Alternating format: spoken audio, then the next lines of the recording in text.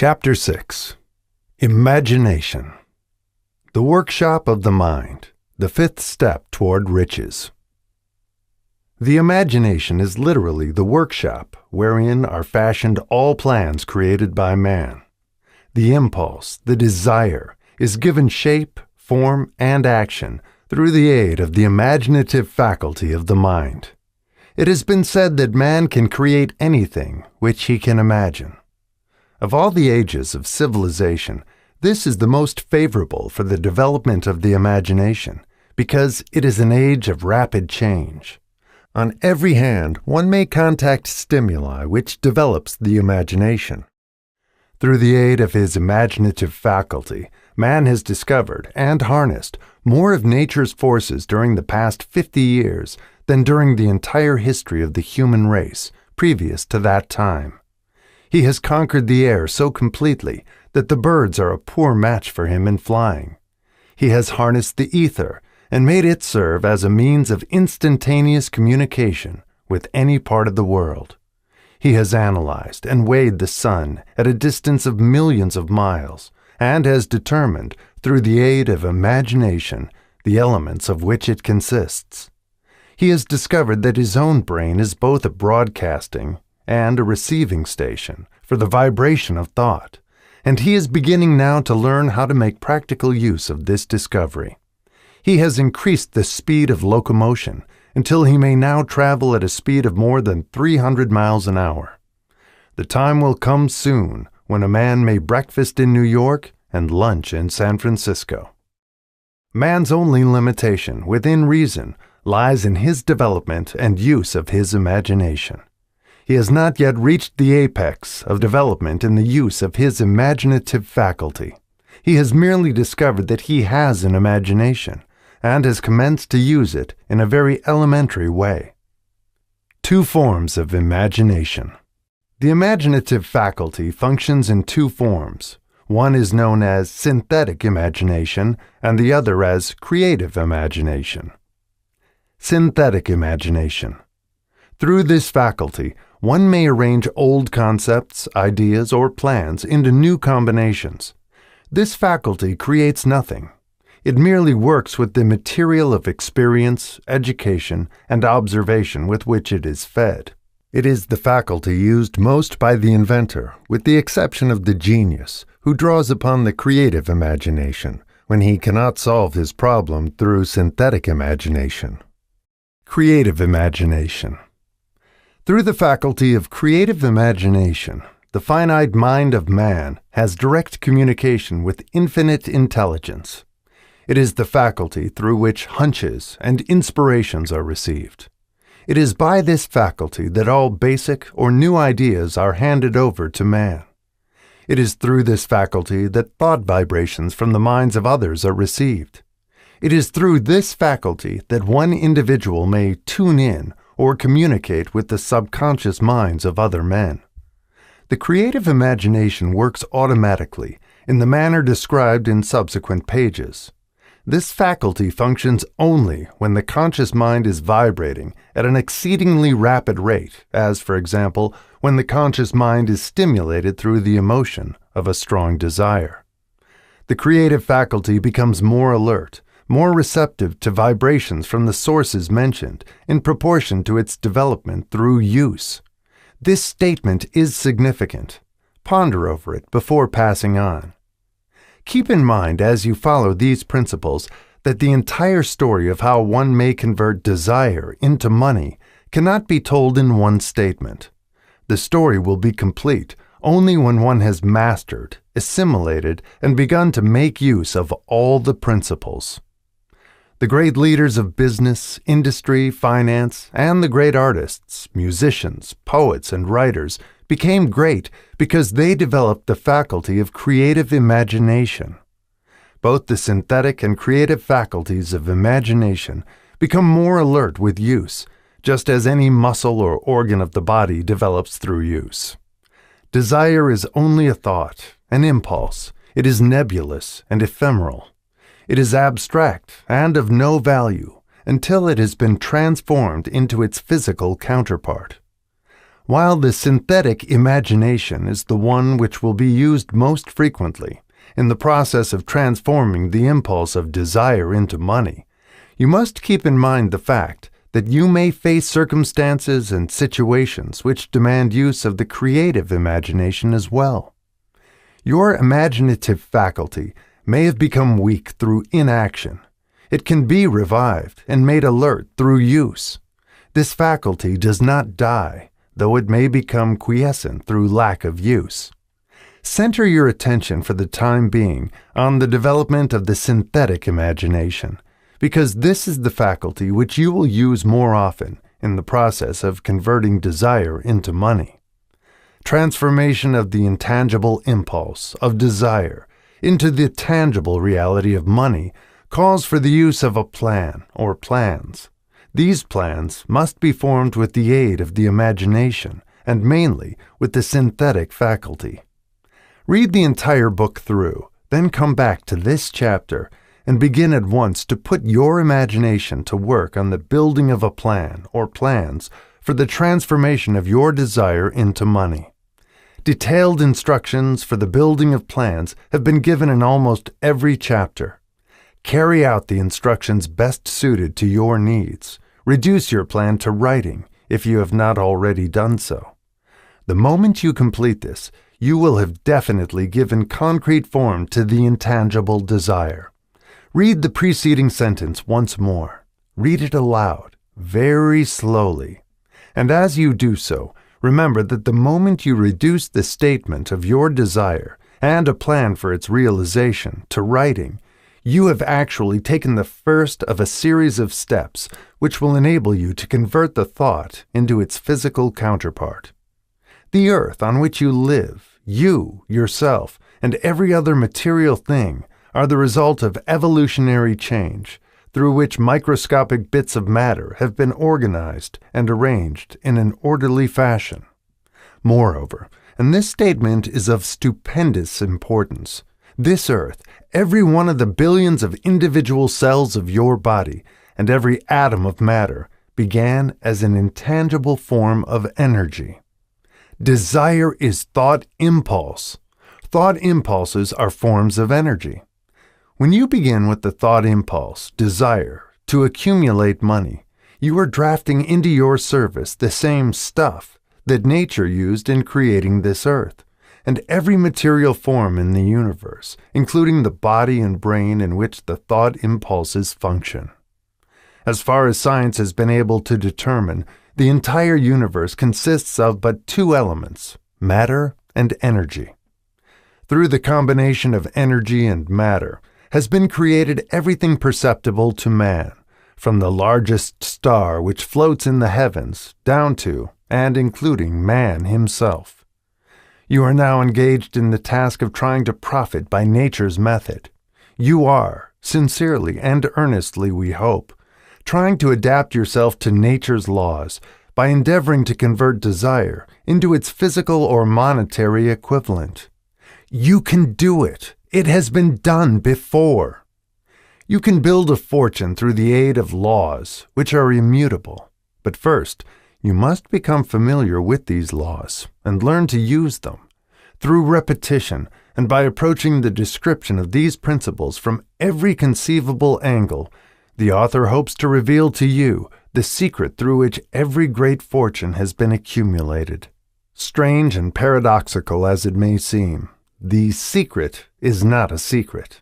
Nature herself advertises it in the earth on which we live, the stars, the planets suspended within our view, in the elements above and around us, in every blade of grass, and every form of life within our vision. Nature advertises this secret in the terms of biology, in the conversion of a tiny cell, so small that it may be lost on the point of a pin, into the human being now reading this line. The conversion of desire into its physical equivalent is, certainly, no more miraculous. Do not become discouraged if you do not fully comprehend all that has been stated. Unless you have long been a student of the mind, it is not to be expected that you will assimilate all that is in this chapter upon a first reading. But you will, in time, make good progress. The principles which follow will open the way for understanding of imagination. Assimilate that which you understand as you read this philosophy for the first time. Then, when you reread and study it, you will discover that something has happened to clarify it and give you a broader understanding of the whole. Above all, do not stop, nor hesitate in your study of these principles until you have read the book at least 3 times, for then you will not want to stop. How to make practical use of imagination. Ideas are the beginning points of all fortunes. Ideas are products of the imagination. Let us examine a few well-known ideas which have yielded huge fortunes, with the hope that these illustrations will convey definite information concerning the method by which imagination may be used in accumulating riches. The Enchanted Kettle. 50 years ago, an old country doctor drove to town, hitched his horse, quietly slipped into a drugstore by the back door, and began dickering with the young drug clerk. His mission was destined to yield great wealth to many people. It was destined to bring to the South the most far-flung benefit since the Civil War. For more than an hour, behind the prescription counter, the old doctor and the clerk talked in low tones. Then the doctor left. He went out to the buggy and brought back a large, old-fashioned kettle, a big wooden paddle, used for stirring the contents of the kettle, and deposited them in the back of the store. The clerk inspected the kettle, reached into his inside pocket, took out a roll of bills, and handed it over to the doctor. The roll contained exactly $500, the clerk's entire savings. The doctor handed over a small slip of paper on which was written a secret formula. The words on that small slip of paper were worth a king's ransom, but not to the doctor. Those magic words were needed to start the kettle to boiling, but neither the doctor nor the young clerk knew what fabulous fortunes were destined to flow from that kettle. The old doctor was glad to sell the outfit for $500. The money would pay off his debts and give him freedom of mind.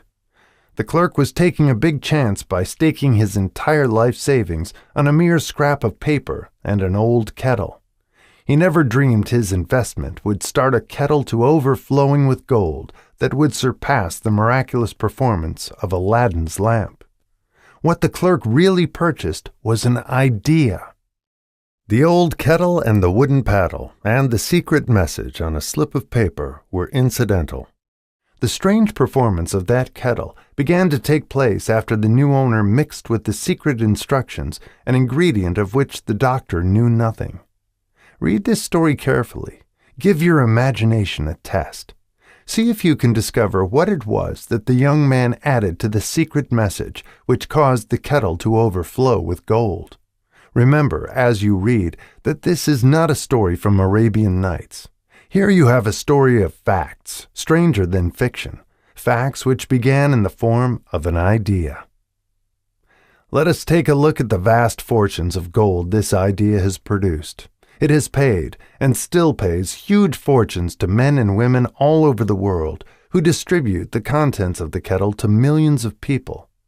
The old kettle is now one of the world's largest consumers of sugar, thus providing jobs of a permanent nature to thousands of men and women engaged in growing sugar cane and in refining and marketing sugar. The old kettle consumes annually millions of glass bottles, providing jobs to huge numbers of glass workers. The old kettle gives employment to an army of clerks, stenographers, copywriters, and advertising experts throughout the nation. It has brought fame and fortune to scores of artists who have created magnificent pictures describing the product.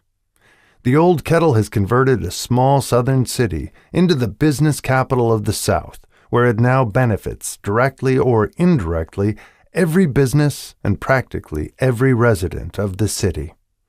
The influence of this idea now benefits every civilized country in the world, pouring out a continuous stream of gold to all who touch it. Gold from the kettle built and maintains one of the most prominent colleges of the South, where thousands of young people receive the training essential for success. The old kettle has done other marvelous things.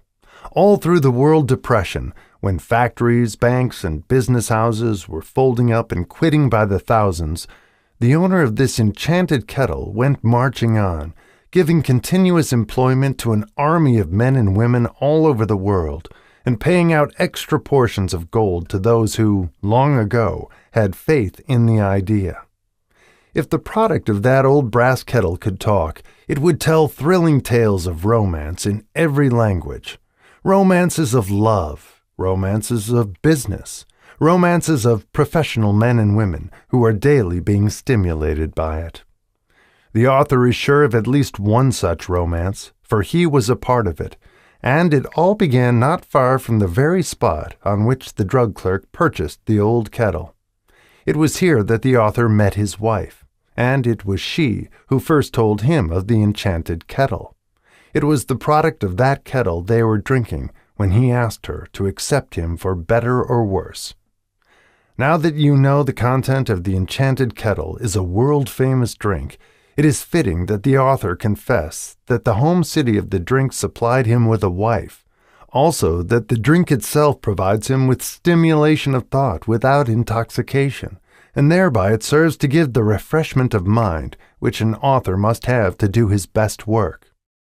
Whoever you are, wherever you may live, whatever occupation you may be engaged in, just remember in the future, every time you see the words Coca-Cola, that its vast empire of wealth and influence grew out of a single idea, and that the mysterious ingredient the drug clerk, Asa Candler, mixed with the secret formula was imagination. Stop and think of that for a moment. Remember also that the 13 steps to riches described in this book were the media through which the influence of Coca-Cola has been extended to every city, town, village, and crossroads of the world, and that any idea you may create, as sound and meritorious as Coca-Cola, has the possibility of duplicating the stupendous record of this worldwide thirst killer. Truly, thoughts are things, and their scope of operation is the world itself. What I would do if I had $1 million. This story proves the truth of that old saying, "Where there's a will, there's a way." It was told to me by that beloved educator and clergyman, the late Frank W. Gonzalez, who began his preaching career in the Stockyards region of South Chicago. While Dr. Gonzalez was going through college, he observed many defects in our educational system, defects which he believed he could correct if he were the head of a college. His deepest desire was to become the directing head of an educational institution in which young men and women would be taught to learn by doing. He made up his mind to organize a new college in which he could carry out his ideas without being handicapped by orthodox methods of education. He needed $1 million to put the project across. Where was he to lay his hands on so large a sum of money? That was the question that absorbed most of this ambitious young preacher's thought.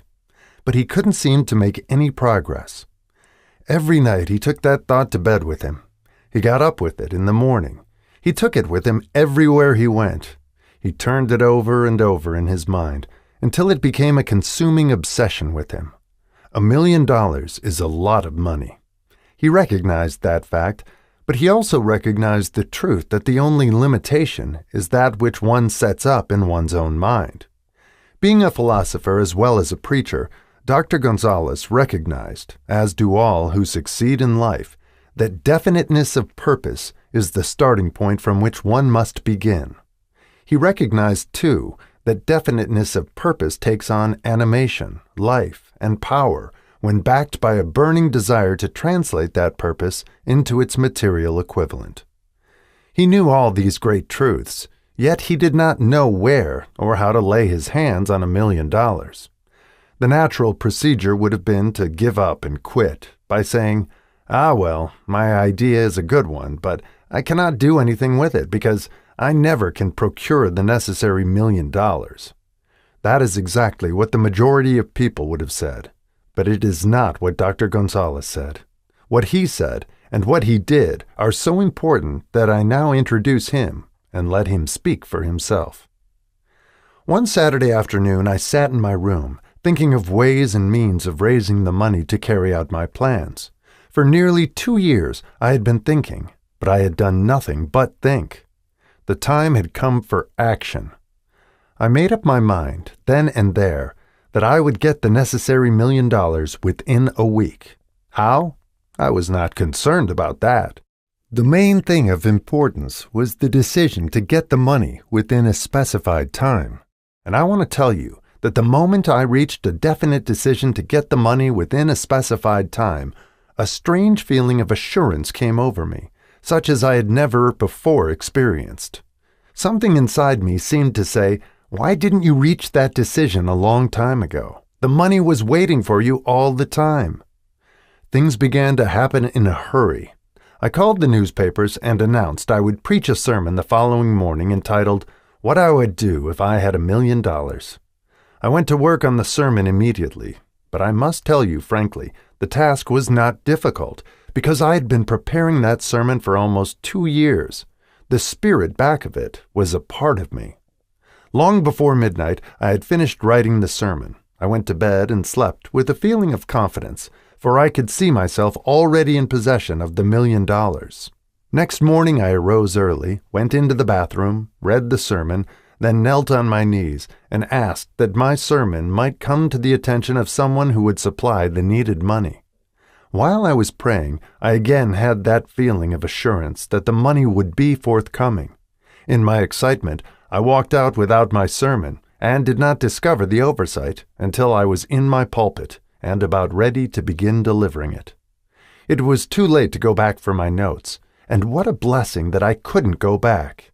Instead, my own subconscious mind yielded the material I needed.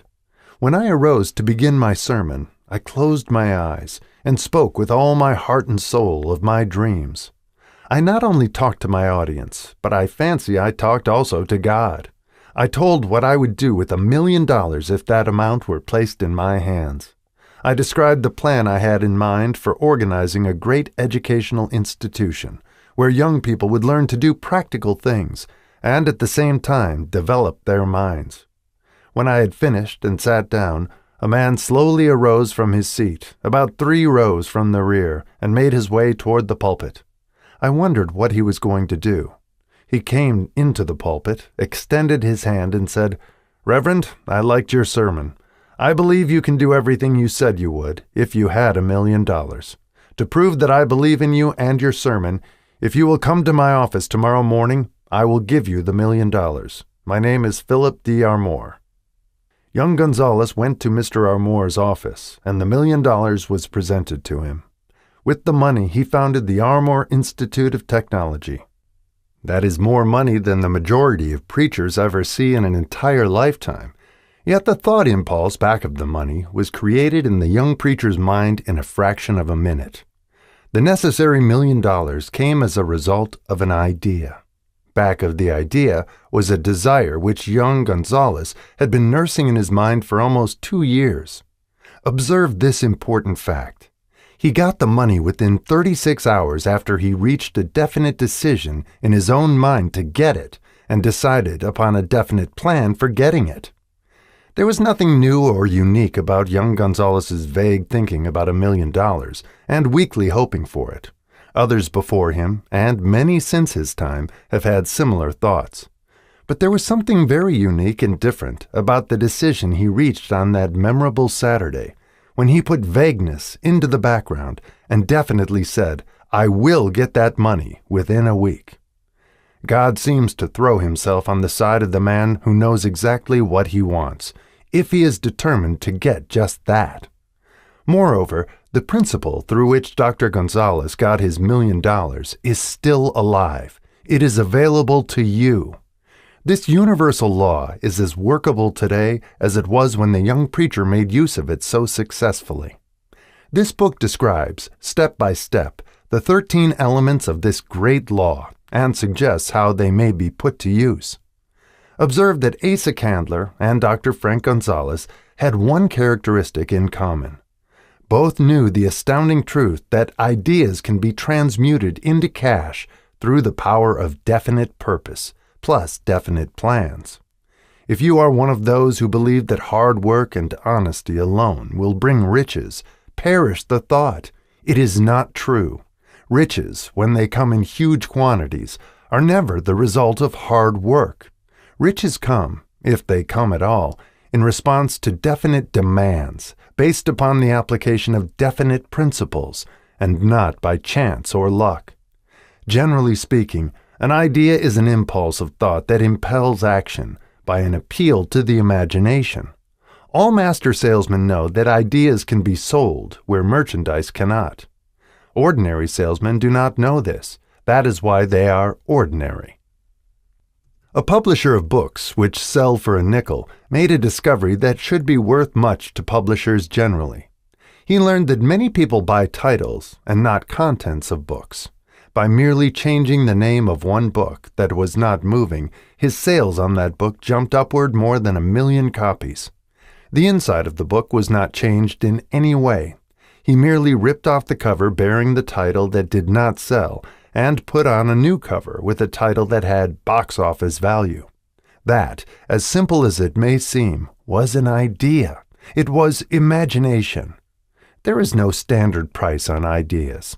The creator of ideas makes his own price, and if he is smart, gets it.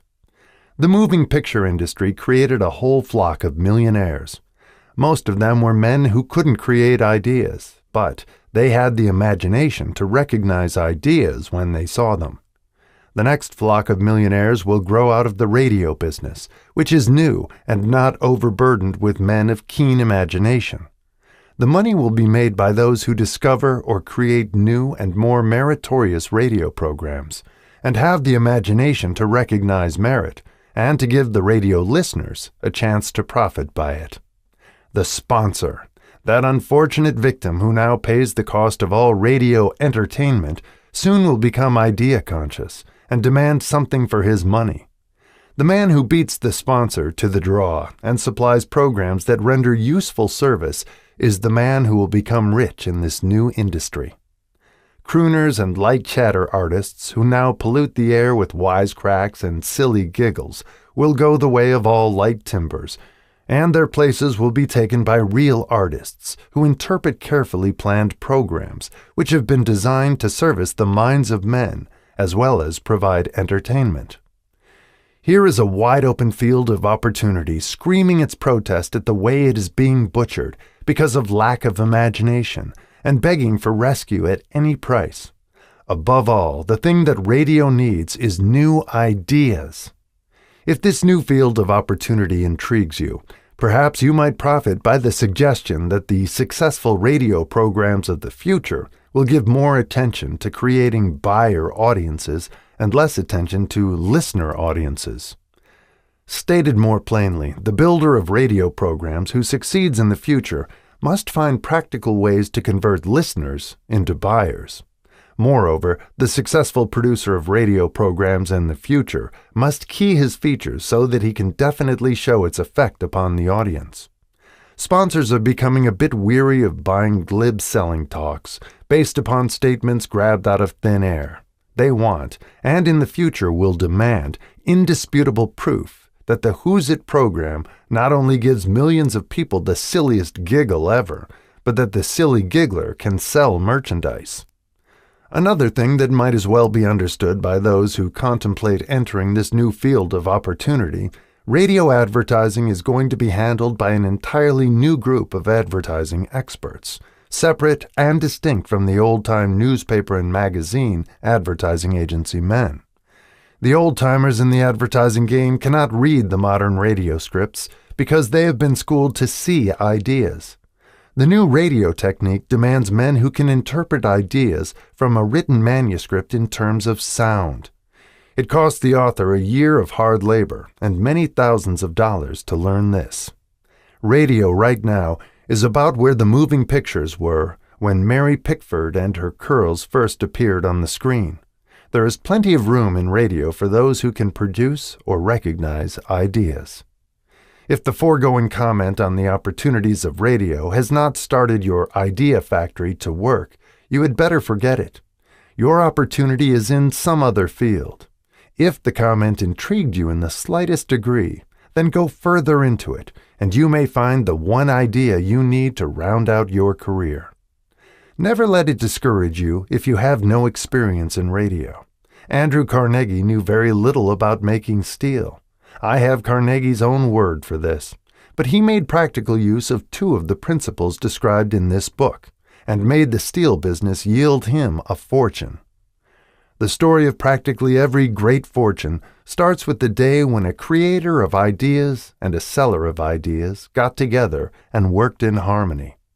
Carnegie surrounded himself with men who could do all that he could not do, men who created ideas, and men who put ideas into operation, and made himself and the others fabulously rich. Millions of people go through life hoping for favorable breaks. Perhaps a favorable break can get one an opportunity, but the safest plan is not to depend upon luck. It was a favorable break that gave me the biggest opportunity of my life, but 25 years of determined effort had to be devoted to that opportunity before it became an asset. The break consisted of my good fortune in meeting and gaining the cooperation of Andrew Carnegie. On that occasion, Carnegie planted in my mind the idea of organizing the principles of achievement into a philosophy of success. Thousands of people have profited by the discoveries made in the 25 years of research, and several fortunes have been accumulated through the application of the philosophy. The beginning was simple. It was an idea which anyone might have developed. The favorable break came through Carnegie, but what about the determination, definiteness of purpose, and the desire to attain the goal, and the persistent effort of 25 years? It was no ordinary desire that survived disappointment, discouragement, temporary defeat, criticism, and the constant reminding of waste of time. It was a burning desire, an obsession. When the idea was first planted in my mind by Mr. Carnegie, it was coaxed, nursed, and enticed to remain alive. Gradually, the idea became a giant under its own power, and it coaxed, nursed, and drove me. Ideas are like that. First, you give life and action and guidance to ideas, then they take on a power of their own and sweep aside all opposition.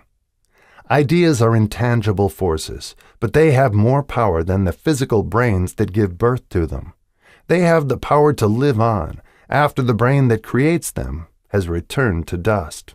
For example, take the power of Christianity. That began with a simple idea, born in the brain of Christ. Its chief tenet was, "Do unto others as you would have others do unto you." Christ has gone back to the source from whence he came, but his idea goes marching on. Someday it may grow up and come into its own. Then it will have fulfilled Christ's deepest desire. The idea has been developing only 2,000 years. Give it time. Success requires no explanations. Failure permits no alibis.